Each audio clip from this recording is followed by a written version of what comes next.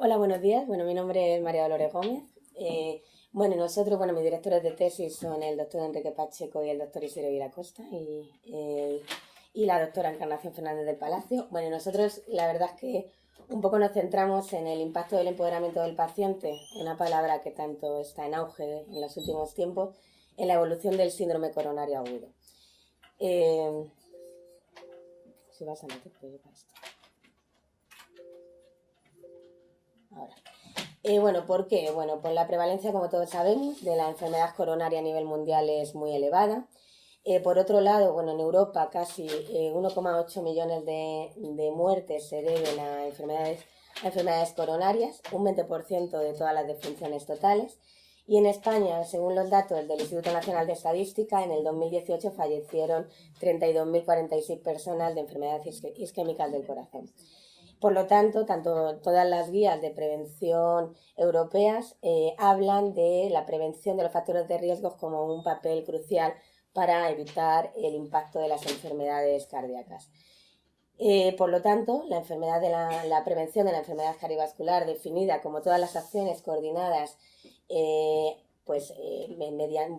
todas las acciones que se dirijan coordinadas hacia la población o hacia las personas, van a disminuir el impacto de estas enfermedades en la población.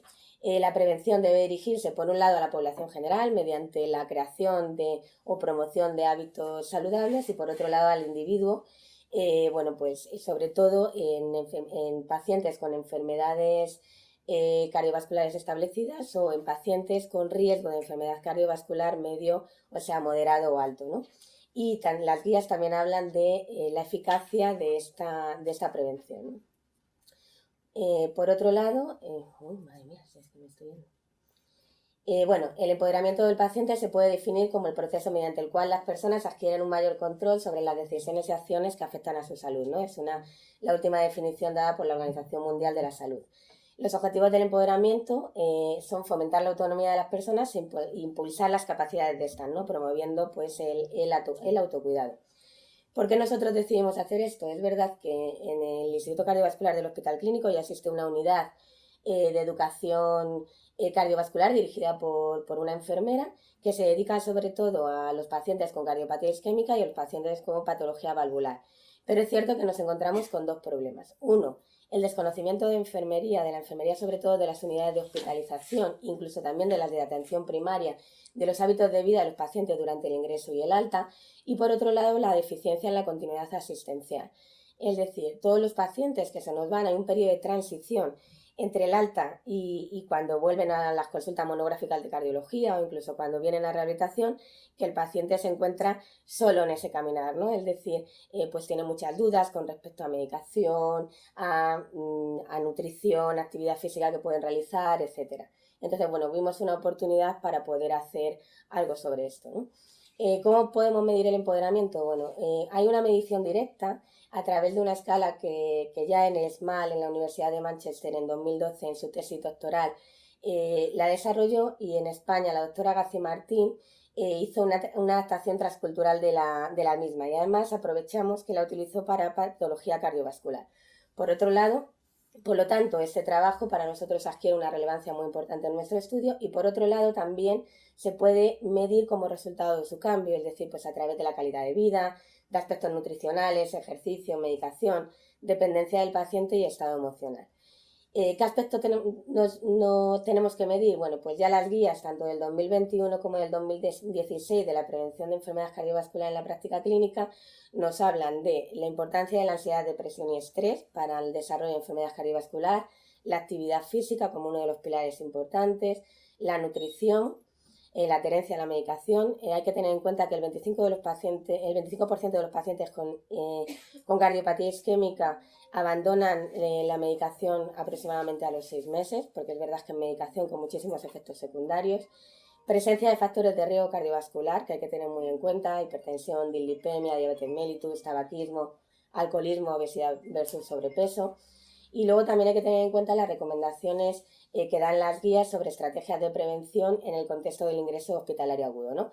Por un lado, se recomienda establecer estrategias de prevención que incluyan cambios en el estilo de vida, control de factores de riesgo y optimización farmacológica después de un evento agudo y antes del alta.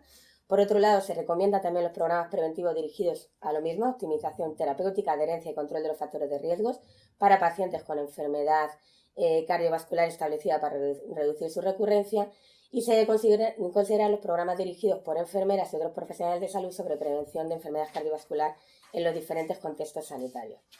¿Cuáles fueron nuestros objetivos? Por un lado, el objetivo principal es evaluar el empoderamiento del paciente, pues influenciado por una intervención educativa formativa en los pacientes con síndrome coronario agudo, pues que repercute en las complicaciones relacionadas, ¿no? ¿En qué lo vamos a reflejar? En la frecuentación a urgencias, que son muy grandes, y en los reingresos hospitalarios, ¿no? Y nuestro objetivo principal es obtener una puntuación en esta escala superior, igual o superior a 130.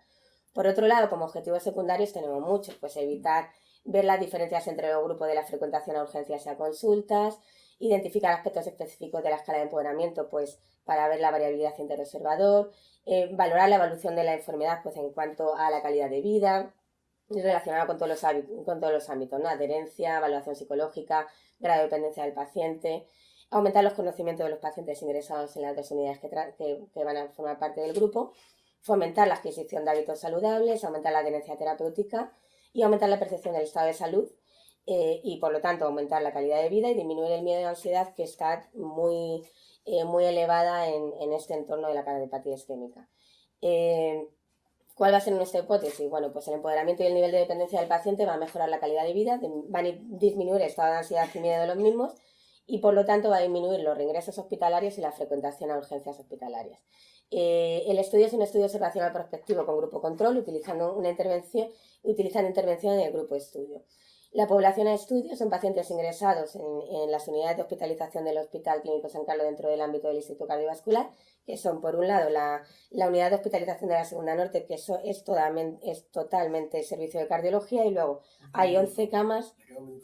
Hay 11 camas en la Séptima Norte. Bueno, el cálculo del tamaño muestral, tenemos en cuenta aquí, cogimos la población de referencia, hicimos una relación 3:1 y lo que hicimos fue, con un estudio previo que hicimos, bueno, lo mínimo que tenemos que coger son 85 sujetos en el primer grupo y 25 en el segundo. El equipo de enfermería va a ser el que haga la evaluación de los pacientes, y lo hacemos en 3 momentos: al ingreso, en un momento de alta, una vez por semana, y una vez al mes hasta completar el año. Bueno, no me voy a enrollar mucho más. Este sería lo que hacemos más o menos y todas las encuestas que pasamos. La variable, por un lado, la encuesta de empoderamiento, los datos de filiación y todos los cuestionarios relacionados con lo que hemos dicho. Esta sería la intervención al estudio con todas las relaciones. Y luego, bueno, tenemos aquí, no me voy a enrollar mucho. Estamos ya en tiempo pasado. Conclusiones. Vale.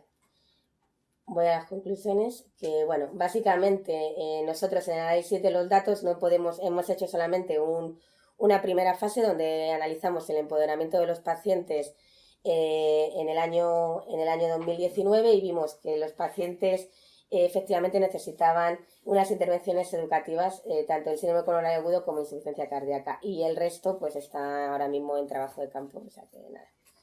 Y nada, consideraciones éticas todas, y muchas gracias. Muchas gracias.